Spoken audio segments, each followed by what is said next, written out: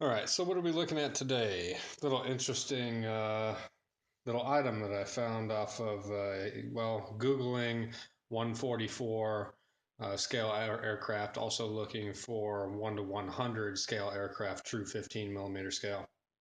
Um, I had come to the conclusion that since I had already owned some Battlefront 144, that probably it would be best to stick to the same scale. I may purchase one or two 1/100th aircraft to make ground objectives, destroyed aircraft, wrecked aircraft, maybe parked aircraft in very specific scenarios, etc. But anyway, what I wanted to talk about today is from F Toys. They are 144 scale aircraft, and you got to get them from Japan. These come from Japan. As you can see, there's Japanese writing. The instructions are in Japanese. Thankfully, they're very easy to understand, and they're, for the most part, already pre assembled and pre painted. So, that is another bonus of these. So down there in the middle, you can see an IL-2 Sturmovik, which I have painted up. This is a Battlefront model that I painted, and it was about $17 or something like that for this one aircraft. Although it does come with a nifty flight stand. I do like Battlefront's flight stands. I take it a step further. I buy a ball magnet for the top of the flight stand and a flat magnet for the belly of the aircraft. And that way, when you put them on the flight stand, you can angle them at diving angles or climbing or banking, whatever you want to wish. Kind of creates an additional, gives you some additional scenic value to your tabletop. But anyway, so as you can see, also I have a Stuka right there, which is a Battlefront, but I haven't painted that one yet. I do have a couple Stukas I need to paint, one for the East Front, one for the African campaign. But you can see here, so you can see a size comparison. The IL-2 is a bit bigger than this F Toys P-47 Thunderbolt, but it's not too much bigger. But that's mainly just because the IL-2 is a two-seater air-to-ground bomber or attack aircraft, and it was a little bit more bulkier. It was also a flying tank, very hard to take down with minimal damage. So you had to create maximum damage. One of the favorite tactics for German pilots was to take out the rear gunner first and then kind of unload on the plane itself. But anyway, that's a different topic here. So this P-47 is a F Toys model from Japan. Now, when you get them, you can model them with the landing gear down or up. Of course, the majority of people who use them for what I use them for will be modeling them with the landing gear up. Now, you can see here, this came in total probably about 10 pieces, maybe more than that, maybe I'd say 10 to 15 pieces, with very few drops of glue needed, mainly just to seal up the cracks in between where you push the fuselage together, the wings in, whatever. But other than that, for the most part, you don't have to use very much anything here. They just snap right together, and then you put the decals on. Some of the aircraft come with a few sets of decals to give you options. You got the serial number right there on the rear rudder. You have the unit designation and a special name up there behind the engine.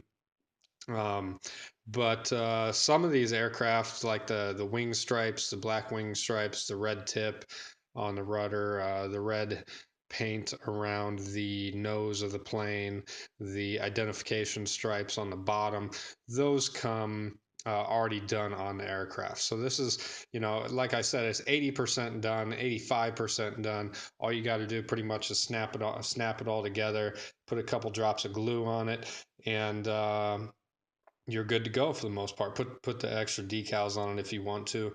I didn't put all the decals on this. I didn't put the star on the bottom, etc. Eventually I may get around to doing that. But anyway, so as opposed to how long it took me to paint this IL-2 and put the decals on it, everything else, this took me probably 3 hours to do, whereas This P-47 took me maybe 15 minutes to do. So they're much quicker. So and also price comparison. I didn't give you the price points to these. Like I did say, the Battlefront. You know, most of these are about $17 to $20 for each individual aircraft. Sometimes you can get them in a flight pack. Comes with 2 aircraft. You can get 2 aircraft for $25. So you know you save a little bit of money by buying 2 aircraft, but you still got to take the time to paint them up yourself. Um, and the F toys, depending on the rarity, because these come in unmarked boxes, as you can see. They come out in sets. This was Series 6, so you basically buy a box, which comes with, you know, it's like a booster box, comes with 15 or 20 packs, and then you get random aircraft. Well, the people over in Japan, they buy a box and they open them up, and then they list the individual aircraft on eBay.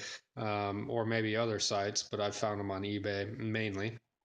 And you know, they'll ship you whichever specific aircraft you want. Depending on the rarity, though, the cost may go up. On average, you're looking at about 15, including shipping, 15 to 20 bucks per aircraft. Some of the more rare aircraft can go 25 to 30 bucks, but those aren't very many.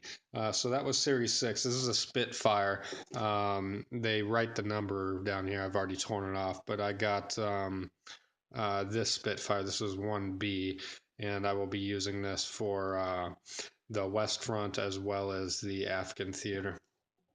And this one, a little bit different box there. You can see obviously the Japanese influence there. But this was a Series 2, and these came with, you know, you can see here different models of Stukas, a lot of P-51s, a couple Japanese fighters, and Messerschmitt up there in the top left. But this is the 6, so I got the Mustang right here, which is a 6, and I'll open this up. I'll kind of show you what comes in this pack here. So you just open them up, and you can see right off the bat, you can see the wings, the fuselage, and the fuel tanks, the landing gear. If you want to model it with the landing gear down, has whatever decals are not already on it. This one actually has the fuselage decals, the unit ID already on there, which is helpful. I think that's probably the one that gave me the most trouble on this P-47, just because these decals aren't the best. They do not want to bend or conform to anything other than a flat surface, so they kind of take some time when trying to put them around curved areas. It does come with a flight stand, but they're not clear flight stands. I will be looking into getting new flight stands for these F-Toys models. But anyway, this is the P-47D that I got out of F-Toys. I think that one was about 15 bucks. So, you know, it's you're saving maybe a little bit of money depending on what plane you're trying to get, but you're also saving a whole heck of a lot of time on the modeling aspect as well as the paint job. And like I said, as you can see for yourself, it comes, you know, pre-painted. I mean, and it's a nice paint job, and if you throw in the decals on there, it makes it look even better. So this will look very good on the tabletop. Nothing to be ashamed about there. And I'm satisfied with it. The between saving a dollar or two and saving a whole lot of time with probably a better paint job than I can do. You know, it's pretty cool. You know, I can do simple camouflage paint jobs like this IL2. It's not really that big of a deal. It doesn't look bad, um, but it doesn't look like it's fresh out the factory either at the same time, you know. The other model I got, and I already told you about it, is a Spitfire. And go ahead and show you there. That's what it comes with. There's the fuselage down below. Top of the wings are buried down there. You can't really see them too well. But this one looks like it's going to need more decal work than that P-51, which is okay. Decals, pretty easy to do. They do come with instructions. I'll show you these before I cut this video. They do come with instructions. Like I said, they're all in Japanese, but pretty much, you know, it's 4 steps. The Spitfire's 3 total steps to put it together. So you shouldn't need the English language to determine what exactly needs to be done.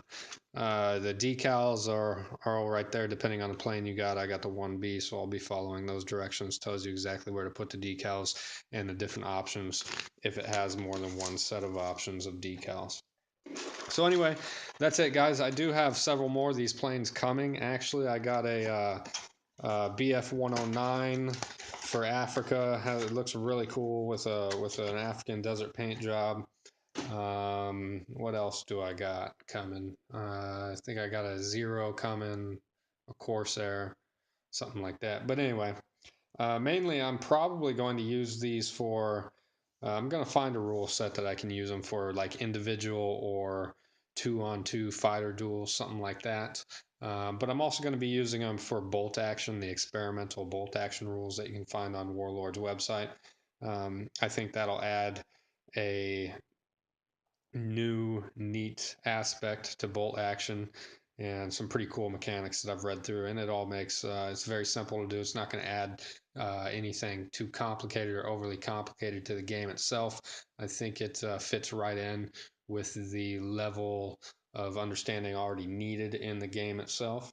So yeah, I'm excited about that. Anyway, guys, I just wanted to show you these things because I know a lot of people are always looking for, 144 aircraft and stuff like that. And these aren't metal, of course. These are plastic. These aren't die cast. So, you don't have to spend $30 on a 144 die-cast aircraft, which is a lot of times what players will do because you can't find anything else. So, uh, yeah, I'm hoping that the F Toys, this Japanese company, will keep on expanding their selection.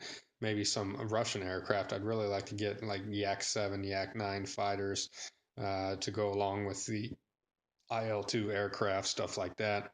Um, they do got a lot of German aircraft out already. They got bombers, transports, fighters. They got Focke-Wulfs, Messerschmitts. I already went all over that. Got a lot of American aircraft out, a lot of Japanese stuff. So they got a pretty decent selection. I'd like to say, and they even got some of the minor Allied and minor Axis. They got some Finnish aircraft.